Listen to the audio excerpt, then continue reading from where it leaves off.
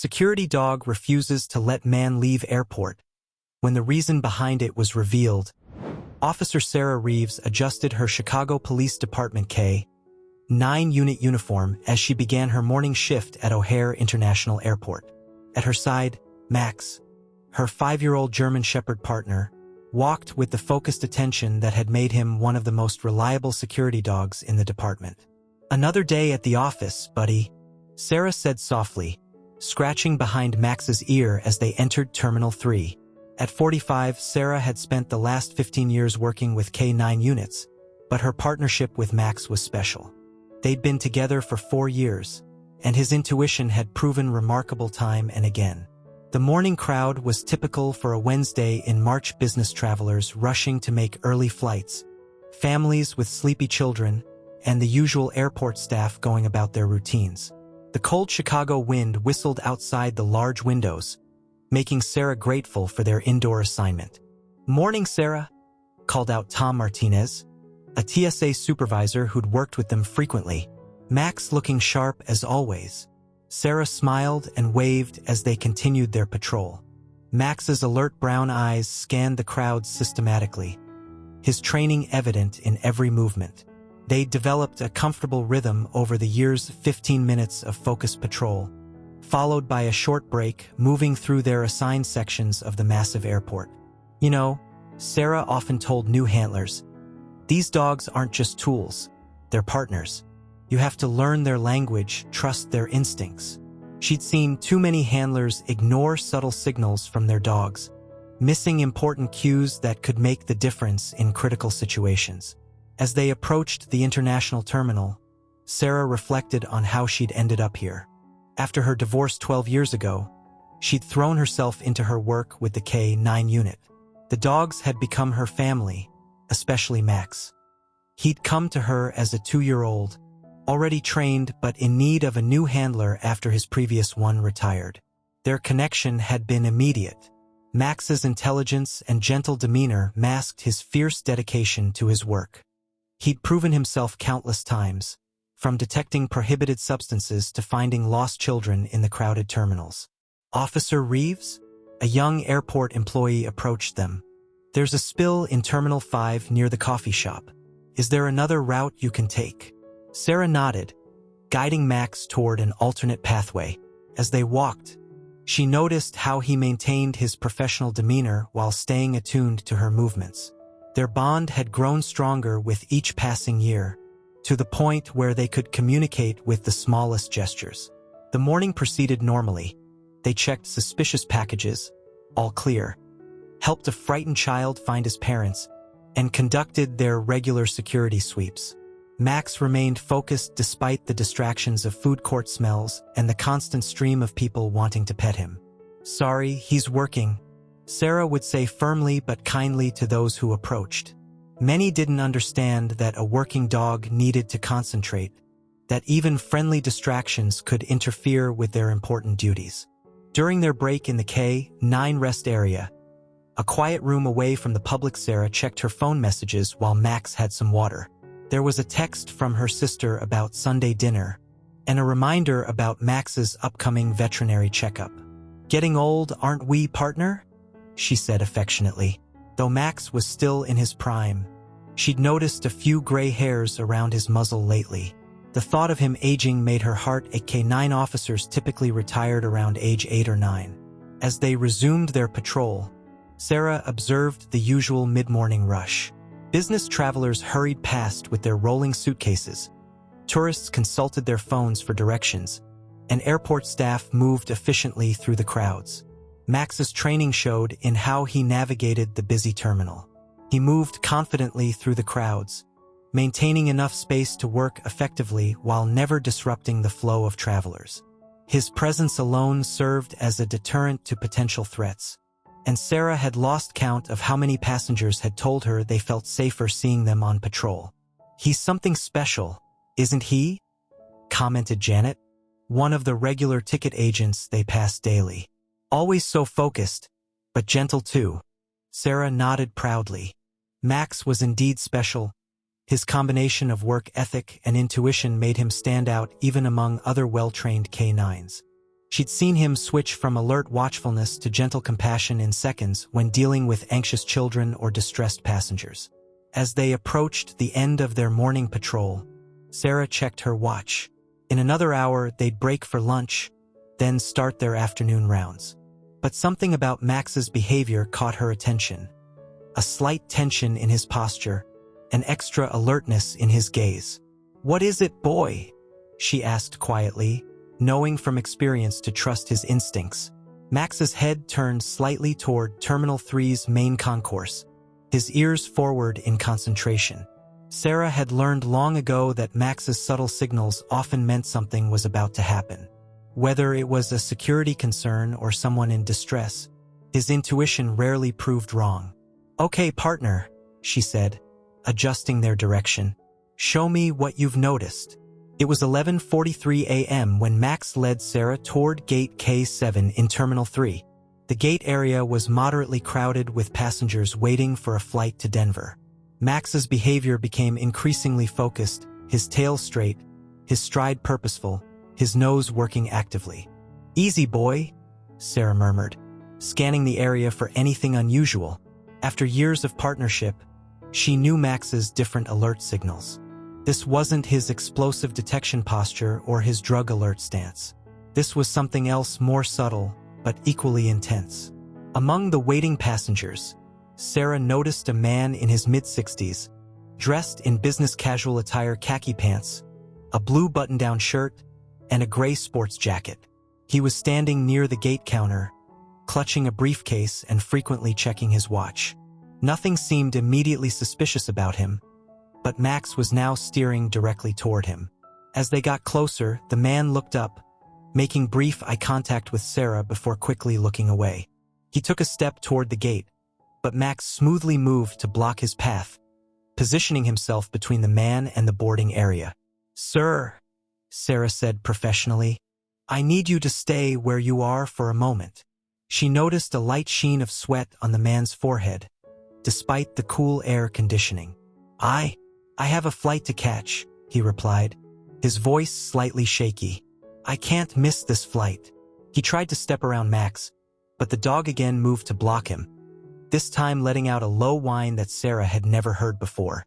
"Sir, please take a seat," Sarah said more firmly, gesturing to the nearby chairs. She reached for her radio, but before she could call for backup, the man's legs buckled. Sarah rushed forward, catching him before he hit the ground. "I need medical assistance at Gate K7, she called into her radio. Max remained close, his eyes fixed on the man's face, whining softly. "I'm fine." The man protested weakly, but his complexion had turned ashen. "Just need to make my flight." Within minutes, airport paramedics arrived. As they began examining the man, who identified himself as Richard Barrett, Sarah noticed something that made her breath catch. Max had placed his head gently on Mr. Barrett's knee, something he'd never done with a stranger before. "Sir," one of the paramedics said urgently, "your pulse is irregular, and your blood pressure is dangerously high. We need to get you to the hospital immediately." No, Mr. Barrett argued, trying to stand. "I have to get to Denver. My daughter, she's getting married tomorrow. I'm walking her down the aisle." Sarah felt her throat tighten. Max hadn't moved from his position, his eyes still fixed on Mr. Barrett's face. The dog's behavior now made sense. He'd somehow sensed the man's medical distress before any visible symptoms appeared. "Mr. Barrett," Sarah said gently, "please listen to the paramedics. We'll help you contact your daughter, but right now, you need medical attention." As if to emphasize the point, Max gave a soft bark, something he rarely did while working. The sound seemed to break through Mr. Barrett's resistance, and his shoulders slumped in resignation. "The wedding's tomorrow afternoon," he said quietly, tears forming in his eyes. "I promised Emily I'd be there." While the paramedics prepared to transport Mr. Barrett, Sarah used her phone to take a picture of his boarding pass and ID. "I'll make sure the airline knows what happened, and we'll do everything we can to help you get to Denver as soon as you're cleared by doctors." As they wheeled Mr. Barrett toward the waiting ambulance, Max followed alongside until Sarah gently called him back. Several passengers who had witnessed the incident approached her. "That was amazing," one woman said. "How did your dog know?" Sarah knelt beside Max, giving him the praise he deserved. "Dogs can sense things we can't," she explained. "Sometimes they know something's wrong before we do." After speaking with the gate agent about Mr. Barrett's situation, Sarah called her supervisor to report the incident. "I want to follow up on this one," she said. "Max has never reacted quite like this before." "Take care of it," her supervisor agreed. "That dog of yours probably just saved that man's life." As they resumed their patrol, Sarah couldn't stop thinking about Mr. Barrett and his daughter's wedding. Max seemed unusually subdued, occasionally looking back toward gate K7. "You did good, partner," Sarah assured him, patting his head. "Really good." The rest of their shift was routine, but news of the incident spread quickly through the airport. Several staff members stopped to praise Max, who accepted the attention with his usual professional demeanor, though Sarah could tell he was still concerned about the man he'd helped. That evening, as Sarah prepared Max's dinner at home, she received a call from Chicago Memorial Hospital. Mr. Barrett had suffered a minor heart attack, and the doctors said that without immediate treatment, it could have been fatal. "Your dog," the nurse said, "quite literally saved his life." The next morning, Sarah arrived at work earlier than usual, with Max eagerly trotting beside her. She'd spent much of the night thinking about Mr. Barrett and his missed wedding plans. After dropping off her belongings in the K9 unit office, she made a few phone calls while Max waited patiently. "Chicago Memorial? This is Officer Sarah Reeves from O'Hare Airport Police. I'm calling about Richard Barrett, brought in yesterday." She listened intently, taking notes. "Yes, stable condition. Required overnight observation." "I see." The hospital confirmed that while Mr. Barrett was doing better, doctors wouldn't clear him for travel for at least 48 hours. Sarah's heart sank, knowing this meant he would definitely miss his daughter's wedding. "Come on, Max," she said, clipping on his lead. "We've got our regular duties, but we're going to try to help Mr. Barrett too." Their morning patrol took them past gate K7, where yesterday's incident had occurred. The gate agent, Linda, waved them over. "Officer Reeves, I was hoping to see you. That passenger from yesterday, his daughter called the airline this morning. She's absolutely devastated about her father missing the wedding, but so grateful that your dog saved his life."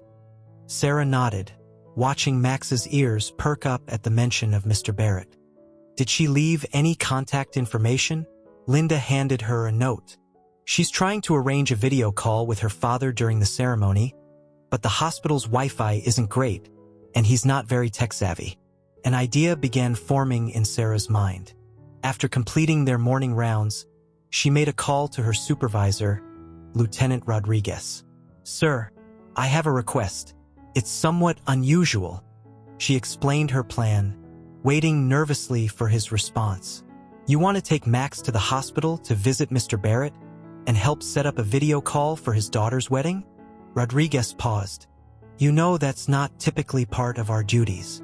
"I understand, sir, but Max has never reacted to anyone the way he did with Mr. Barrett. I think there's more we can do here." After a moment's consideration, Rodriguez agreed. "Take your lunch break to visit. But remember, you're representing the department." At the hospital, Sarah and Max made their way to the cardiac unit. The nurse at the station smiled broadly when she saw them. "Oh, you must be the officer with the dog who saved Mr. Barrett. He's been talking about you both all morning." Room 412. They found Mr. Barrett sitting up in bed, looking much better than the day before, though still tired. His face lit up when he saw them. "Officer Reeves. And Max." His voice cracked slightly. "I can't thank you enough for yesterday. The doctors said if I had gotten on that plane." He trailed off, emotion overwhelming him. Max immediately went to the side of the bed, gently placing his head on Mr. Barrett's hand, just as he had done at the airport. Sarah watched in amazement. This kind of behavior was completely outside of Max's training. "Mr. Barrett, we heard about the wedding situation, and we'd like to help. I understand you're having trouble setting up a video call. Relief flooded his face. Yes, I can barely figure out how to answer my phone, let alone set up a video call. And the connection in here isn't great. Sarah pulled out her department-issued tablet. What if we used this? It has its own cellular connection, and I can help you set everything up. For the next 30 minutes, Sarah worked with Mr. Barrett and the hospital staff to arrange everything. They did a test call with Emily, his daughter, who burst into tears when she saw her father looking so much better. "Daddy, I'm just glad you're okay," Emily said through the screen. And Officer Reeves, "Max, thank you for saving my father's life." Sarah helped Mr. Barrett position the tablet so he could clearly see the ceremony the next day and wrote down simple instructions for the nursing staff. Throughout all this, Max remained close to Mr. Barrett, occasionally nudging his hand supportively. "You know," Mr. Barrett said quietly as they prepared to leave, "I lost my wife, Emily's mother, to a heart attack 3 years ago. She showed no symptoms, just collapsed one day." He reached out to pat Max. "Sometimes I wonder if your dog somehow knew." Sarah felt tears pricking at her eyes. Dogs have abilities we don't fully understand. Max sensed something wrong, and he wasn't going to let you get on that plane no matter what. As they left the hospital, Sarah noticed Max seemed more relaxed, as if satisfied that his charge was being properly cared for. Back at the airport, they resumed their duties, but Sarah couldn't help but feel they'd done something more important than their usual security work. That evening, as she prepared to end their shift, Linda from the gate rushed up to them. "Officer Reeves, Mr. Barrett's daughter called again. She wants to know if you and Max would consider being present tomorrow during the video call. She says it would mean the world to her father to have his guardian's angels there." Sarah looked down at Max, who wagged his tail slightly, as if understanding the conversation. "Let me check with my supervisor," she said, already knowing she would do whatever it took to make it happen. The next morning dawned clear and crisp in Chicago. Sarah had arranged to start her shift early so she could take an extended lunch break to be with Mr. Barrett during the video call. Max seemed to sense the importance of the day, holding himself with extra dignity in his polished K9 vest. They arrived at Chicago Memorial just before noon. The nursing staff had helped Mr. Barrett dress in the suit his son had brought him, navy blue with a pale pink tie that matched the wedding's color scheme. Though still connected to heart monitors, he looked transformed from the previous day. "Everything's set up," the charge nurse explained. "We've moved him to the family room for better reception, and the ceremony starts at 1 p.m. Denver time." Sarah found Mr. Barrett nervously adjusting his tie in the family room. Max immediately went to his side, offering his usual calming presence. "I never imagined watching my daughter's wedding from a hospital room," Mr. Barrett said softly, his hands trembling slightly as he held the tablet. "But I suppose I'm lucky to be watching it at all. Thanks to you too." Sarah helped him position the tablet on a wheeled table while Max settled beside his chair. The dog's presence seemed to have a remarkable effect on Mr. Barrett's vital signs. The nurse pointed out that his heart rate noticeably steadied whenever Max was near. As they waited for the ceremony to begin, Mr. Barrett shared stories about Emily growing up. "She was always my little girl, you know? Even after her mother passed, she was the one holding us all together. Planning this wedding brought back so many memories." The video call connected, showing the beautiful garden setting in Denver. Emily's brother, Michael, was holding the phone, providing their view of the ceremony. The garden was decorated with pink and white roses, and guests were being seated. "Can you see okay, Dad?" Michael's voice came through clearly. "Perfect, son," Mr. Barrett replied, his voice thick with emotion. Sarah noticed Max shift closer, pressing gently against the man's leg. The wedding music began, and the camera panned to show the processional. When Emily appeared in her white gown, Mr. Barrett gasped softly, tears flowing freely down his cheeks. Sarah quietly handed him tissues while Max rested his head on his knee. "She looks just like her mother," he whispered.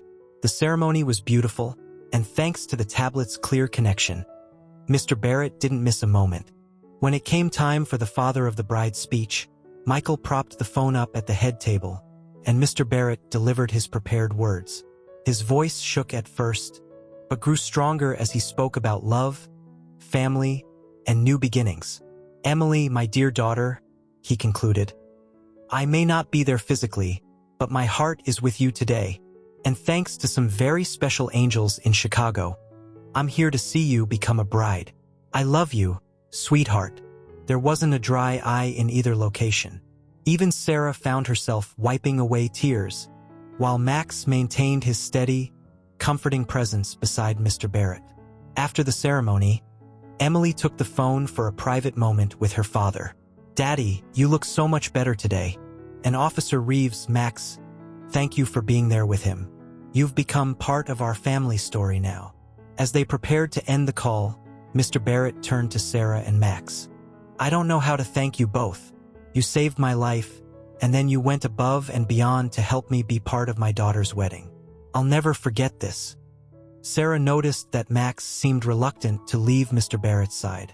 It was as if the dog had appointed himself a personal guardian. "Max doesn't usually bond with people like this," she explained. "You're special to him." The charge nurse entered with Mr. Barrett's medication. "Your vital signs have been remarkably stable throughout the ceremony," she noted. "I think having your four-legged friend here has been better than any medicine we could prescribe." Before they left, Mr. Barrett shared one more thing. "You know, when my wife passed, I lost faith in a lot of things. But seeing how your dog somehow knew I needed help, how you both have cared so much about a stranger, it's restored something I thought was gone."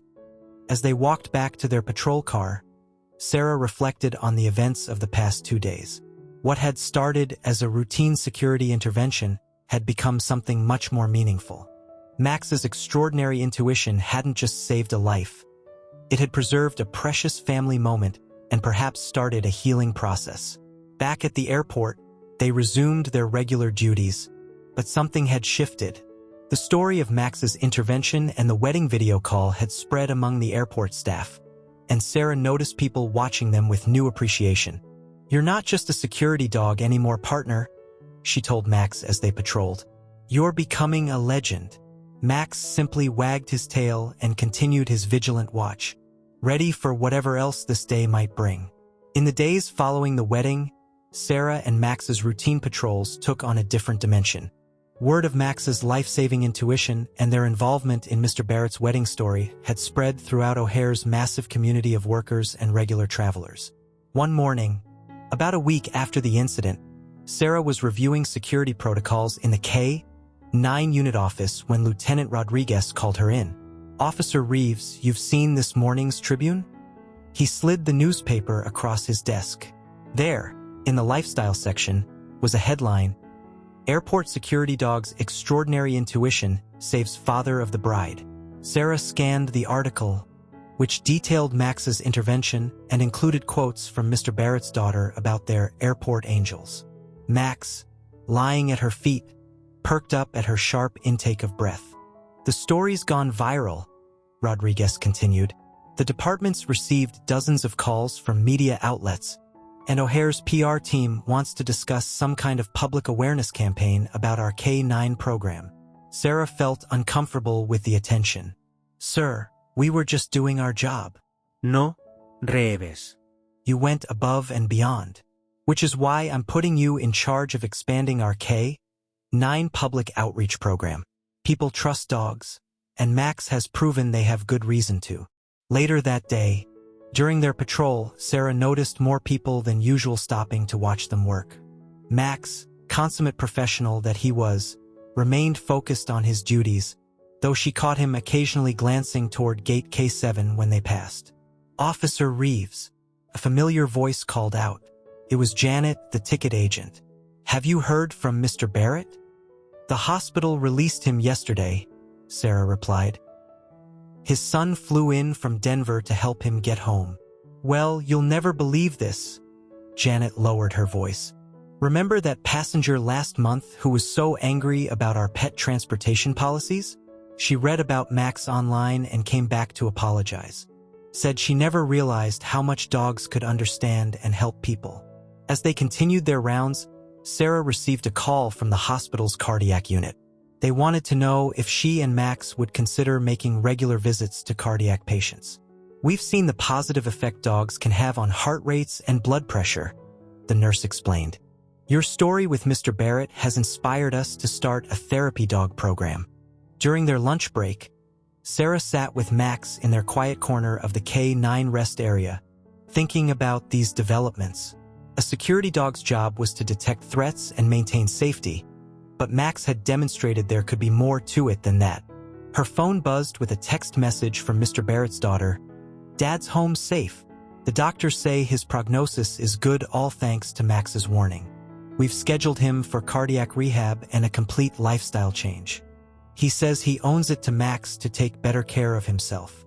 Attached was a photo from the wedding, the moment when Mr. Barrett gave his speech via video call, with Sarah and Max visible beside him in the hospital room. The photograph captured something special: the convergence of duty, compassion, and the extraordinary bond between humans and dogs. That afternoon, they responded to a call about an anxious passenger having a panic attack near security screening. When they arrived, Sarah was surprised to see Max immediately adopt the same gentle, calming demeanor he'd shown with Mr. Barrett. "It's okay," the passenger's companion told Sarah. "We read about Max in the paper. Just seeing him here helps." Sarah watched as Max's presence helped calm the situation without any direct intervention needed. It was as if he'd discovered a new aspect of his role, not just protecting people from external threats, but helping them feel safe in other ways too. Near the end of their shift, Lieutenant Rodriguez caught up with them again. "Reeves, the department wants to establish a new protocol based on what happened with Mr. Barrett. We're going to start training K9 units to be more aware of medical distress signals. Max's intuition might be exceptional, but we can learn from it." As they prepared to head home, Sarah received one more surprise: an email from a children's book publisher. They wanted to create a story about Max and Mr. Barrett to help kids understand both airport safety and the special abilities of working dogs. "What do you think about that, partner?" she asked Max as they walked to her car. Becoming a children's book hero? Max's only response was to nuzzle her hand gently, his way of saying he was just doing what came naturally to him. At home that evening, Sarah reviewed a final message from Mr. Barrett. "The doctors say if I had boarded that flight, I might not have survived. Instead, I'm here, planning to meet my first grandchild in 6 months. I owe it all to a dog who somehow knew better than I did what I needed. Give Max an extra treat from me tonight." Sarah smiled, watching Max enjoy his dinner. Sometimes the biggest changes started with the smallest actions. A dog refusing to let someone pass, a handler trusting her partner's instincts, a moment of caring that extended beyond the usual call of duty. As summer transitioned into fall, the impact of Max's intervention continued to grow in unexpected ways. One crisp October morning, Sarah arrived at work to find Lieutenant Rodriguez waiting with an unusual proposal. "The airport administration wants to pilot a new program," he explained, as Max settled at Sarah's feet. "They're calling it Partners in Safety, combining our traditional security duties with a more comprehensive approach to passenger welfare. Given your experience with Mr. Barrett, they want you and Max to help develop it." Sarah looked down at her partner, who was watching the conversation with his characteristic intelligent gaze. "What exactly would that entail, sir?" "Training other K9 teams to recognize medical distress signals, conducting public outreach programs, and establishing protocols for situations like what you handled with Mr. Barrett. Plus," he added with a slight smile, "Mr. Barrett's family has offered to help fund it." The mention of Mr. Barrett brought a subtle change in Max's posture. Over the past 2 months, they'd kept in touch with him through regular updates. His recovery was progressing well, and he'd become an unexpected advocate for airport safety programs. "Speaking of Mr. Barrett," Rodriguez continued, "he's flying in next week for a follow-up with his cardiac team. He specifically requested that you and Max be there to meet him, if you're interested." Sarah felt a warm surge of emotion. "Of course we're interested, sir. Max would never forgive me if we missed it." The The following week, they waited at Gate C14 as Mr. Barrett's flight from Denver arrived. As passengers began deplaning, Max's tail began wagging slightly. He'd spotted Mr. Barrett before Sarah did. The change in Mr. Barrett was remarkable. He looked healthier, with better color and a more energetic step. When he saw them, his face lit up with a broad smile. "My guardian angels!" he exclaimed, kneeling down to greet Max, who responded with uncharacteristic enthusiasm, breaking protocol to give Mr. Barrett's hand a quick lick. "I've lost 20 pounds, my blood pressure is under control, and my doctors say I'm doing better than expected." Over coffee in the airport staff lounge, Mr. Barrett shared his news. "Emily's expecting twins," he beamed, "and I'm determined to be around to spoil them. That's partly why I wanted to help fund this new program. There might be others out there like me, too stubborn to recognize when they need help." Sarah noticed how Max stayed close to Mr. Barrett, occasionally resting his head on the man's knee, a gesture that had become their special connection. "Max seems to remember you well," she observed. "Dogs never forget the lives they touch," Mr. Barrett replied thoughtfully. "And speaking of that, I have something to show you." He pulled out his phone and showed them a photo of his new puppy, a German Shepherd mix he'd adopted from a Denver shelter. "Her name is Hope. The shelter tells me she has the right temperament for therapy dog training. Once she's certified, I want to volunteer with cardiac patients," sharing our story. As they walked Mr. Barrett to his waiting car, Sarah reflected on how one moment of canine intuition had sparked such far-reaching changes. The airport's K-9 program was evolving, Mr. Barrett's life had transformed, and now he was paying it forward in his own way. Back on patrol, they encountered a flight attendant who recognized them. "Oh, you're Max. We've started telling nervous passengers about you. It helps them feel safer knowing you're here watching out for everyone." Later that afternoon, Sarah attended a meeting about the new Partners in Safety program. The initiative would include regular training sessions for airport staff on recognizing medical emergencies, designated quiet spaces for passengers experiencing anxiety, and expanded roles for K-9 teams. "We want to maintain our security focus," the administrator explained, "but add this additional layer of passenger welfare." "Officer Reeves, would you share Max's story with our new K-9 teams during their training?" Sarah agreed, watching Max doze peacefully beside her chair. She thought about how his natural instincts had helped reshape their mission. Security didn't just mean protecting against external threats. It meant helping people feel safe and cared for in all ways.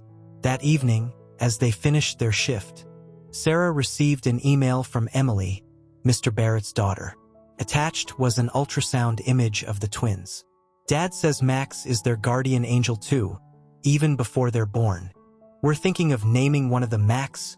Hope you don't mind." Sarah knelt beside her partner, scratching behind his ears. "Hear that, boy? You're going to have a namesake." Max responded with a dignified wag of his tail, maintaining his professional demeanor even while accepting the praise.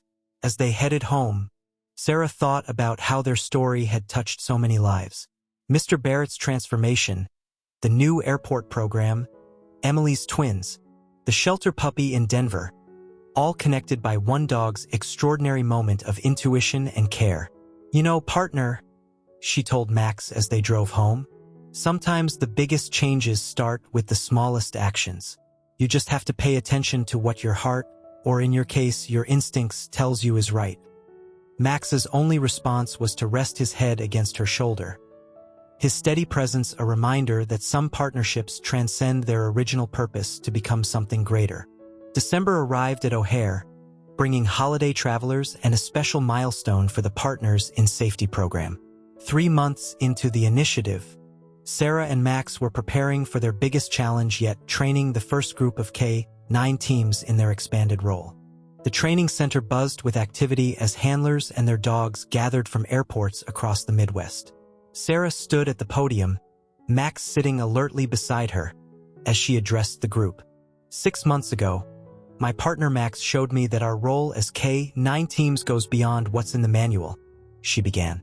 Today, We'll share what we've learned about combining security with welfare awareness. As if on cue, the door opened and Mr. Barrett walked in, accompanied by a young German shepherd wearing a therapy dog-in-training vest. Hope, now 6 months old, had grown into a beautiful dog with her father's gentle demeanor. "This is Richard Barrett." Sarah introduced him. "He and Max are the reason we're all here today. And that's Hope, who represents the next generation of what we're trying to achieve." Mr. Barrett shared his story with the group, his voice strong with emotion as he described how Max had saved his life. "I'm not just here as a survivor," he explained. "I'm here as someone who's seen firsthand how dogs can bridge the gap between security and human care." The training session included practical exercises with Mr. Barrett volunteering to help demonstrate how dogs might react to medical distress signals. Sarah noticed how the other K9 teams watched intently as Max demonstrated his now famous intuitive response. During a break, one of the handlers approached Sarah. "I always thought our job was just about detecting threats," she admitted. "But watching Max, seeing how he balances his security training with this natural instinct to help, it's opened my eyes to what's possible." The afternoon brought a surprise visitor, Emily, Mr. Barrett's daughter, now visibly pregnant with twins. She'd flown in from Denver to support her father's participation in the training program. "I wanted to thank you all in person," she told the group, one hand resting on her belly. "Thanks to Max and this program, my children will have their grandfather, and airports across the country will be safer in ways we never expected." As the training session concluded, Sarah received news that would take their program to the next level. The Department of Homeland Security had taken notice of their initiative and wanted to implement similar programs at major airports nationwide. "They're calling it the MAX protocol," Lieutenant Rodriguez announced proudly. "Maximum awareness and Xavier-level security. They named it after your partner, Reeves."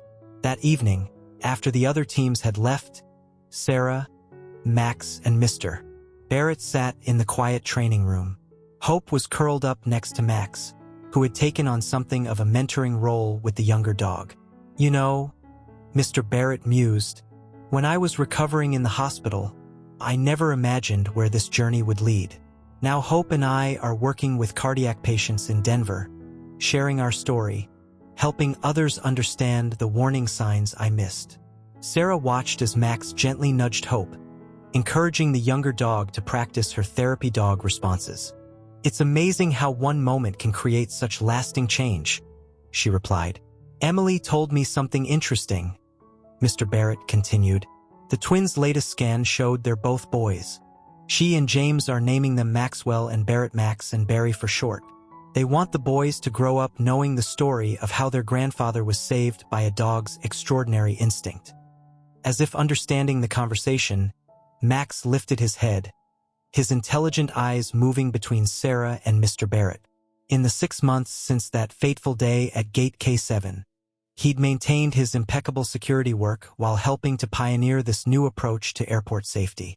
Later that night, as Sarah and Max did their final patrol, they passed the spot where they'd first encountered Mr. Barrett. The gate was quiet now, but Sarah could still vividly remember Max's unusual behavior that day, the moment that had changed so many lives. Officer Reeves, Linda, the gate agent who'd witnessed the original incident, called out, "Did you hear? They're installing new medical response stations throughout the terminal, all because of Max. There's going to be a plaque with his photo right here at K7. Sarah smiled, watching Max maintain his professional demeanor despite the praise. He'd become something of a celebrity at O'Hare, but it hadn't changed his dedicated approach to his duties. As they finished their shift, Sarah received a text from Emily, an update from her latest doctor's appointment, complete with new ultrasound photos. "The doctors say both babies are healthy and strong," she wrote. "Dad says it's because they have a guardian angel in Chicago watching over them." In the car heading home, Sarah reflected on how their story had come full circle. What began as one dog's intuitive response had grown into a movement that was changing how airports approached passenger safety and welfare. "You've started something big, partner," she told Max, who was dozing in the back seat. And the best part is we're just getting started. 1 year to the day after Max's intuitive intervention with Mr. Barrett, O'Hare International Airport held a special ceremony. The morning sun streamed through the terminal windows as a crowd gathered near Gate K7, where it had all begun. Sarah stood proudly beside Max, who was groomed to perfection in his dress K9 vest. Mr. Barrett was there with Hope, now a certified therapy dog, both representing the profound changes that had swept through airport security protocols nationwide. Today, we celebrate not just a program, but a revolution in how we think about airport security. The airport director began. The MAX protocol has been adopted by 37 major airports across the country, and international airports are beginning to take notice. Sarah glanced at the statistics displayed on the presentation screen. Over 200 medical interventions prevented. Stress-related incidents reduced by 40%. Passenger satisfaction ratings up by 25%. K9 teams now trained in both security and welfare response. But the numbers didn't tell the whole story. Emily and James were there with their 6-month-old twins, Maxwell and Barrett, who were fascinated by their namesake's dignified presence. Mr. Barrett, now fully recovered and leading an active life, held his grandsons while telling anyone who would listen about the dog who had saved his life. The MAX protocol isn't just about training dogs. Lieutenant Rodriguez explained to the assembled crowd. It's about recognizing that true security encompasses both physical safety and human welfare. Officer Reeves and Max showed us that these goals aren't separate. They're interconnected. The ceremony included the unveiling of a permanent installation at Gate K7, a bronze plaque featuring Max's image and the story of his life-saving intuition, along with information about the new integrated security approach. Below it stood one of the new medical response stations that had become standard throughout the airport. Sarah was called to speak, and Max sat at perfect attention beside her. A year ago, my partner did something extraordinary. He refused to let a passenger board a flight. But what's truly remarkable isn't just what happened that day. It's how that moment has transformed our understanding of what airport security can be. She went on to describe how the program had evolved. K9 teams now trained in recognizing medical distress signals, cooperation between security and medical staff, and a new emphasis on passenger welfare that complemented rather than compromised traditional security measures. Mr. Barrett took the podium next, Hope sitting calmly beside him. I was a stubborn man who ignored warning signs that could have killed me, he admitted. It took a dog's wisdom to save my life. Now, Hope and I work with cardiac patients in Denver, sharing our story and helping others learn from my experience. The ceremony concluded with a demonstration of the new integrated approach. Sarah and Max, along with other K9 teams, showed how they now combined their security duties with welfare awareness. Hope demonstrated her therapy dog skills, showing how the program had expanded to include comfort animals in designated areas. After the formal events, Sarah found a quiet moment with Mr. Barrett and his family. The twins were sleeping peacefully in their stroller while Max and Hope kept a gentle watch nearby.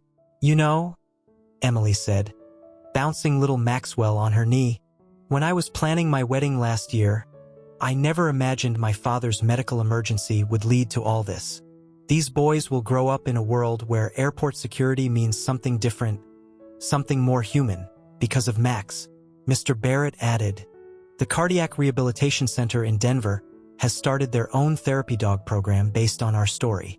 Hope visits twice a week, and you should see how patients respond when they hear about her connection to Max. As the day wound down, Sarah and Max resumed their regular patrol. The airport felt different now, not just a transit point, but a place where security and compassion worked hand in hand. Other K9 teams they passed were practicing the new protocols, their handlers more attuned to both their dog's instincts and the human element of their mission. That evening, as they made their final rounds, they passed Gate K7.